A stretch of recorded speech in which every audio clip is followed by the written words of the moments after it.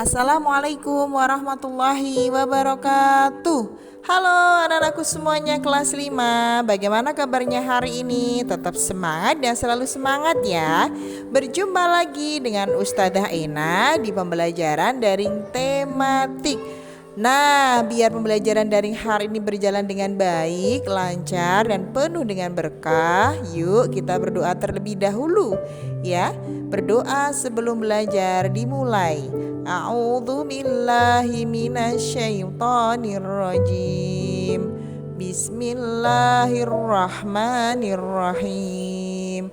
Rabbi zidni ilma warzuqni fahma. Ya Allah, limpahkanlah kepadaku ilmu dan berilah aku pemahaman yang baik. Amin. Kita lanjutkan pada slide berikutnya, anak-anakku. Baik anak-anakku yang solih-solihah, hari ini Mupel IPS di tema 2, subtema 2, kita akan melanjutkan pembelajaran pada minggu sebelumnya, yaitu kegiatan ekonomi masyarakat di Indonesia. Sudah siap ya? Tetap semangat loh anak-anakku. Kegiatan ekonomi masyarakat di Indonesia dibagi menjadi dua golongan, yaitu kegiatan ekonomi agraris dan non-agraris. Kegiatan ekonomi yang termasuk ke dalam agraris diantaranya ada pertanian, perkebunan, perikanan, peternakan, dan kehutanan. Sedangkan kegiatan ekonomi masyarakat non-agraris diantaranya ada perdagangan, pertambangan, perindustrian, dan pelayanan jasa. Sudah jelas ya? Dan kegiatan ekonomi itu boleh dilakukan atau pengelolaannya boleh dilakukan secara perseorangan atau secara kelompok. Nah, anak-anakku semuanya, usaha ekonomi perseorangan itu memiliki kelebihan dan juga memiliki kelemahan. Beberapa di antara kelebihannya, lihat di gambar, di situ ada warung tak lekang oleh waktu, ya. Nah, si pemilik warung itu perseorangan. Dia tidak bergabung dengan orang lain, misalkan ya, dia sendiri. Maka ketika hari itu dia mendapatkan penghasilan misalkan 500.000 ya per hari, maka keuntungannya itu dapat dinikmati sendiri. Jadi tidak dibagikan dengan pemilik yang lain, cukup dia. Tidak lagi jika dia ingin berbagi loh ya. Nah, yang kedua, pengambilan keputusan dapat dilakukan secara cepat. Contoh, si pemilik warung tadi hari ini mau buka jam berapa ya? Jam 7. Ya sudah, buka aja jam 7. Tidak perlu menunggu rapat lagi. Ya, tidak perlu menunggu keputusan dari orang-orang sekitarnya. Suka-suka gua lah. Misalkan mau udah capek, sudah ngantuk, tutup jam 3, ya sudah tutup aja. Tidak perlu menunggu keputusan dari orang lain. Tetapi juga punya kelemahan. Apa saja Ustazah kelemahannya? Pertama, modalnya terbatas. Jadi kalau tadi warung tak lekang oleh waktu tadi, di situ memang menyediakan banyak-banyak barang, tapi tidak sekomplit atau sebanyak yang ada di supermarket, contoh di Carrefour, contoh di Hypermart ya. Jadi terbatas. Nah, karena modalnya terbatas tadi, skala usahanya kecil. Jadi kalau misalkan kita lihat di situ etalasenya juga tidak terlalu banyak ya, tidak panjang banget seperti di mal-mal itu. Yang ketiga, usaha dikelola secara sederhana. Misalkan ada pembukuan ya paling ditulis modalnya berapa, untungnya berapa, tadi laku berapa. Jadi tidak perlu administrasi yang jelimet wet gitu ya. Oke, berikutnya jumlah dan jenis barang terbatas. Tadi sudah jelaskan. Nah, yang berikutnya, kelemahan dari usaha ekonomi perseorangan adalah resiko kerugian ditanggung sendiri. Coba kalian lihat, di situ ada gambar seorang petani sedang memanen padinya sedang roboh. Nah, kalau roboh pastinya untung panennya berkurang. Siapa yang nanggung kerugian? Ya diri sendiri. Tidak mungkin pemerintah, tidak mungkin tetangga-tetangga sekitar ya, ditanggung sendiri. Ini yang kelemahan usaha ekonomi yang paling mengkhawatirkan ini ya. Nah, yang terakhir adalah diantaranya kreativitas terbatas. Maksudnya terbatas bagaimana Ustadzah? Dia tidak punya kreativitas yang tinggi-tinggi banget. Ya paling kalau ada yang jual kerupuk ya, kerupuk goreng paling ditambah rasa ya. Nggak ada kerupuk goreng misalkan bisa jalan sendiri gitu, nggak ada. Potong rambut misalkan ya, potong rambut modelnya begini, sudah itu dicuci sudah selesai kering ya, nggak mungkin dibuatnya aneh-aneh. Itu namanya kreativitas terbatas. Kenapa terbatas? Karena dia mengelola secara perseorangan. Sudah jelas ya anak-anakku? Baik anak-anakku semuanya yang super duper solihah, kita lanjutkan ya. Jenis usaha perseorangan itu meliputi usaha apa saja Ustadzah? Yang pertama adalah usaha pertanian, kedua usaha perdagangan, ketiga usaha perindustrian, dan keempat adalah usaha jasa. Kenapa ini termasuk ke dalam usaha perseorangan Ustadzah? Yang pertama adalah kalau usaha pertanian, coba lihat di sini ada lahan terbatas ya. Kemudian kalau perdagangan ini barang yang dijual dalam skala kecil sampai sedang juga terbatas. Usaha perindustrian yang digolongkan ke dalam usaha perseorangan adalah yang skalanya kecil ya, karena nanti di perindustrian juga ada usaha yang dikelola secara kelompok. Tetapi yang perindustrian yang dimasukkan ke dalam perseorangan ini adalah yang dikelola secara sederhana di rumah dan modalnya terbatas. Sedangkan usaha jasa termasuk ke dalam perseorangan. Ini pasti karena apa? Karena dikelola sendiri. Nah, untuk pengertian lebih lanjut, lebih jelas terkait dengan usaha-usaha perseorangan ini, kalian bisa mempelajari dan baca buku baik-baik di halaman 94 ya. Oke anak-anakku semuanya, kalau tadi kita belajar atau membahas tentang usaha ekonomi perseorangan, kita akan lanjutkan ke usaha ekonomi yang dikelola secara kelompok. Nah, usaha ekonomi secara kelompok pastinya juga memiliki kelebihan dan memiliki kelemahan. Apa saja kelebihannya Ustadzah? Yang pertama adalah modalnya besar. Kenapa modalnya besar? Karena usaha ini dikelola secara kelompok, bukan perseorangan. Yang kedua itu ide atau kreativitasnya lebih banyak. Ya pastilah, karena dikelola orang banyak ya, dan bisa mendapatkan ide-ide dari yang lain, pastinya kreativitas juga lebih banyak. Yang ketiga, menghasilkan barang atau jasa yang beragam jenisnya. Oh tentu, pernah lihat kan Indofood, pernah lihat kan Unilever, apa saja produknya? Wow, banyak macam-macam ya.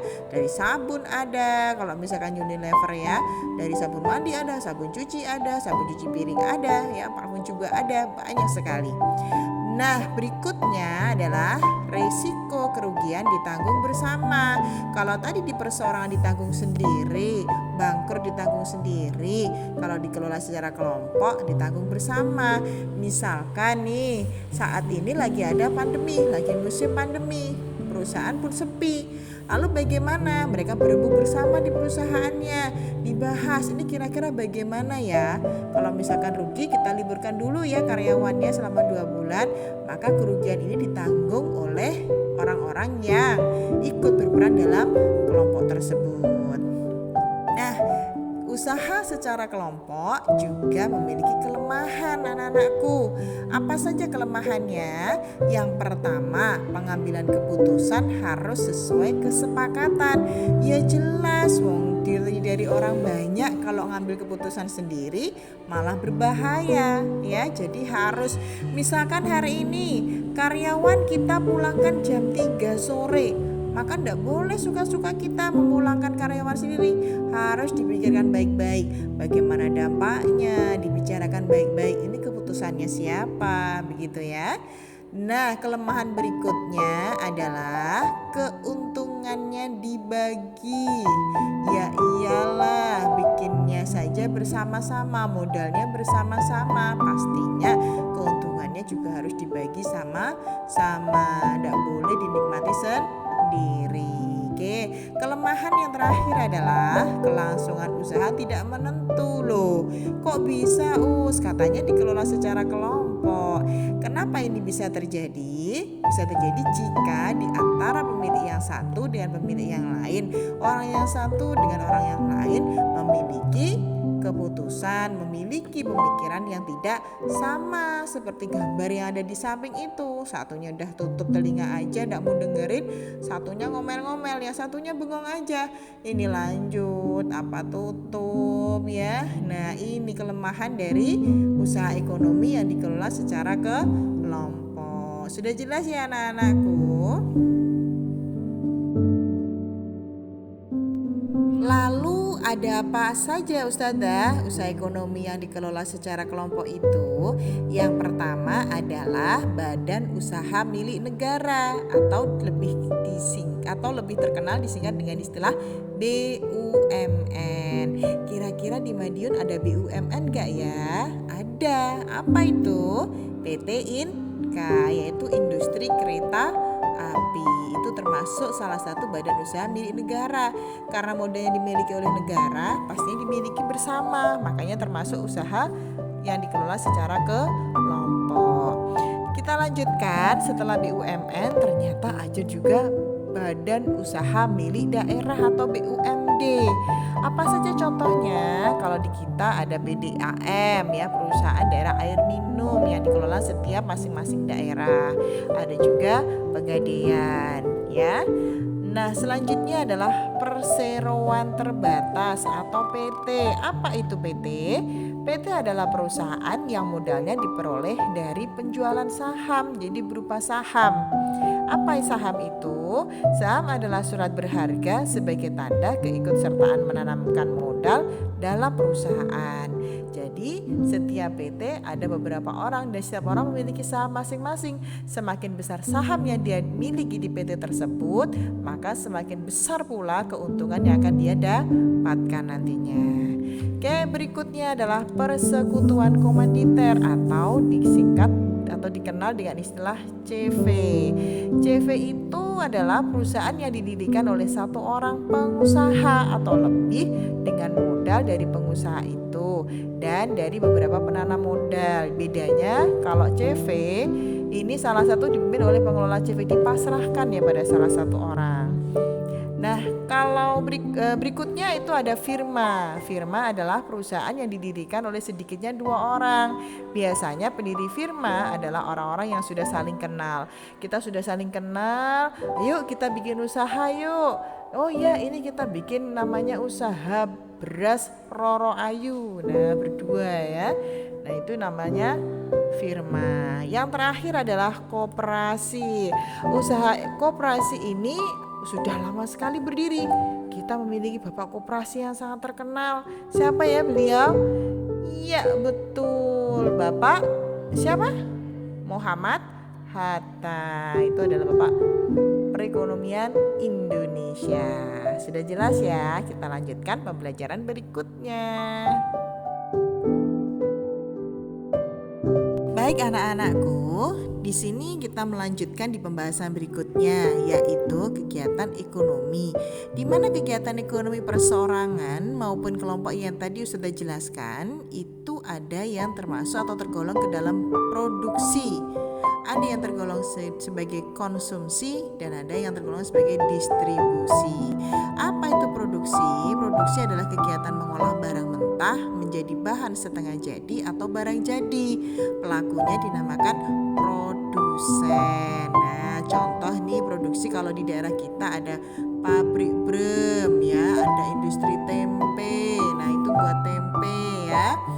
Kemudian kita lanjut di konsumsi. Apa konsumsi? Kegiatan memakai barang atau jasa untuk memenuhi kebutuhan.